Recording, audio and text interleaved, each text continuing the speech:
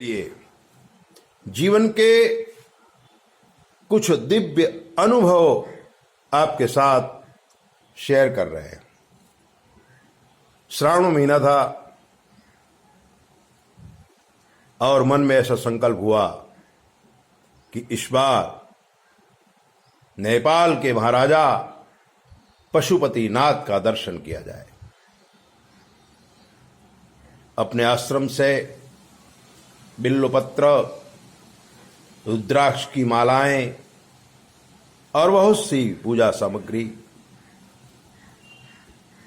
वैसे तो सब कुछ वहां मिलता है, लेकिन हमारी भावना थी कि हमारे आश्रम के बिल्वपत्र भगवान पशुपतिनाथ को चढ़ें।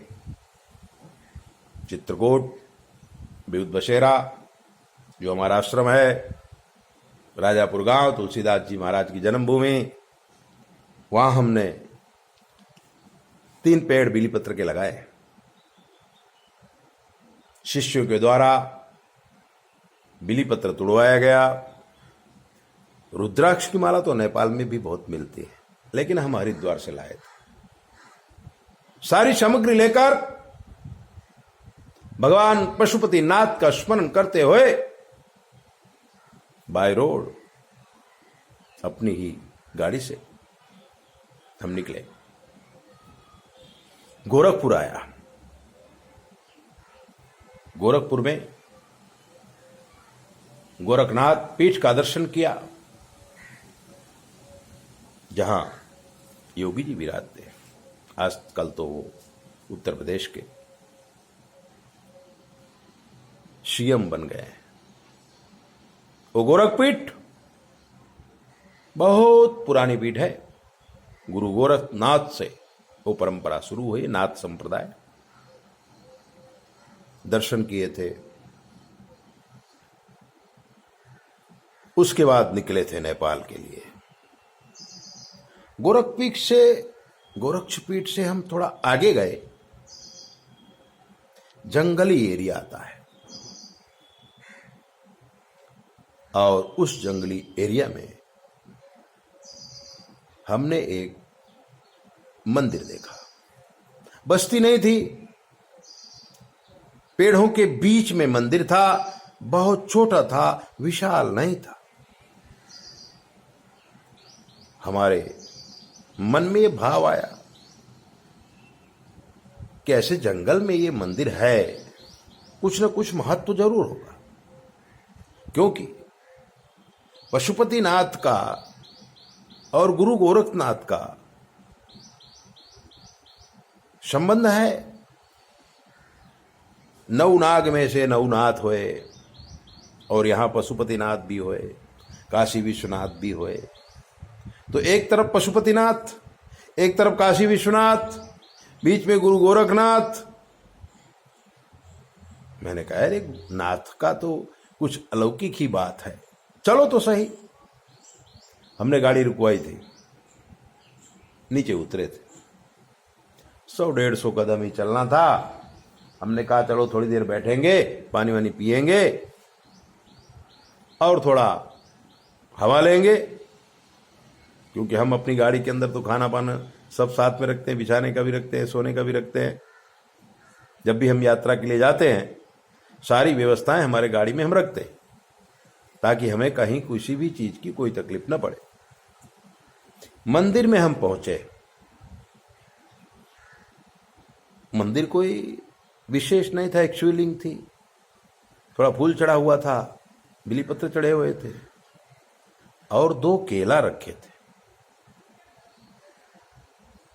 आसपास बस्ती नहीं थी, लेकिन यहां 2 केला पार्वती के चरणों में रखे हुए थे, क्योंकि अगर शंकर भगवान के ऊपर चढ़े होते तो प्रसाद नहीं बनते, लेकिन पार्वती के चरणों में रखे हुए थे। हम एक चित्त बन करके, आसन बिछा करके, शिव को प्राधान्य मान करके शिव की आराधना करने लगे। रावण का बनाया हुआ श्रुतांडव स्तोत्र हमें काफी प्रिय है। हम बोलने लगे, जटाटवी गलत जल प्रवाह पावितस्थले गले बलम बलम विताम भुजंग तंग मालिकाम डमड्डमड्डमड्डमन निनाद वड्डमर्वयम चकार चंड तांडवम तनोतु न शिव शिवम जटाकटा हसभ्रमम भ्रमण निलिम्प निर्धरी विलोल बीच वल्लरी विराजमान मूर्धनि। ब्रह्मनाद कर रहे थे, भाव विभोर हो गए थे, थकान दूर हो गई थी। तभी जींस और टॉप पहने हुए, मस्तक पर हेड़ रखे हुए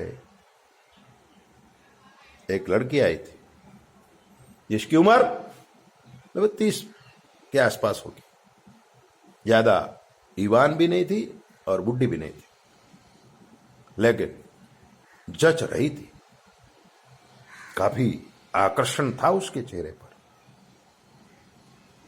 और हमारे मंत्र सुनने के बाद वो हमारे पास आई थी, खड़ी हो गई थी।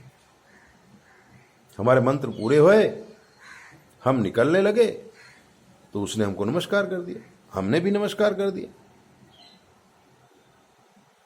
और उसने हमसे पूछा था कि महाराज, पंडित जी, शास्त्री जी, आप चाय पिएंगे? इतने अघोर जंगल में न कोई रूम है, न कोई व्यवस्था है। हमने कहा, देवी, जंगल है, यहां चाय की व्यवस्था कहां हो जाएगी, और हम तो गाय के दूध के सिवाय चाय पीते नहीं है। उसने कहा, गाय के दूध की चाय मिलेगी। आप बहुत अच्छा मंत्र बोले, आपसे हम थोड़ी प्रभावित हुई हैं, थोड़ी चर्चा करनी चाहते हैं, तो चाय पी लीजिए। मैंने कहा, जैसी आपकी आज्ञा। और उसने जोर से बोला था, घेवी आवाज था वो, ओम, इतना ही बोली थी। तभी एक आदमी दौड़ता हुआ आया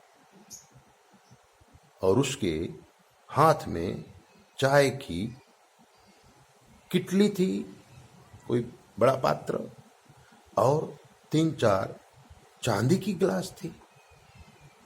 चकित हो गए, इतने नाद से कोई ऐसे कैसे आ सकता है। और वो आए थे, हमने तो अपना चद्दर बिछा ही दिया था। भगवती ने भी, वो लड़की ने भी मंदिर के पीछे के भाग से दरभाषण मंगाया, उसे बैठ गए। पंडित जी, अपना परिचय दीजिए।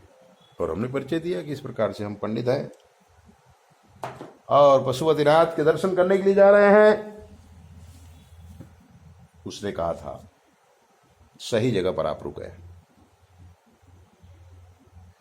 फिर जो चाय पिलाने वाला था वो हमारे बड़े कौतुक नजर से देख रहा था और उसी ने बताया था, पंडित जी, आप ये जो माता जी को देख रही हैं, इनके भेष में मत जाइए, ये रोज भेष बदलती हैं। ये 64 जोगनियों में से विश्व दुर्गा नाम की योगिनी का अवतार है और आपसे प्रभावित हुई हैं, आपको चाय पिला रही हैं।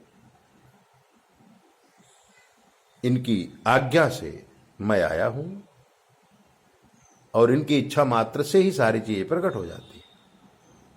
मैंने हाथ जोड़ लिया था, उनका आशीर्वाद दीजिए। उन्होंने कहा था, नहीं,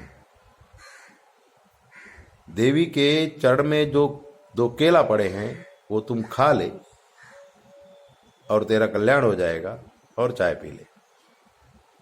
इतना बोलकर वो लोप हो गई, हमको दिखी ही नहीं।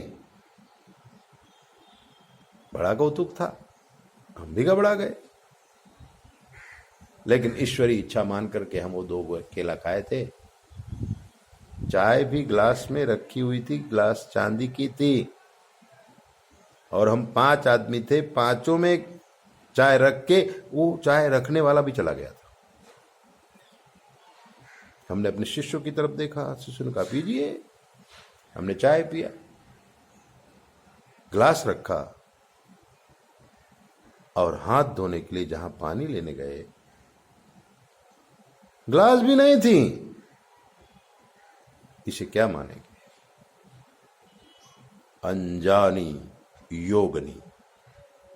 मित्रों, ऐसे ही दिव्य अनुभव को जानने के लिए आप हमारे चैनल को सब्सक्राइब करो, लाइक करो, और अगर आपके जीवन में कोई प्रश्न हमसे पूछ लो, शास्त्र के मत के अनुसार हम आपको जवाब देंगे, बिल्कुल फ्री। 9825200108। जय भोले। अपना ध्यान रखो।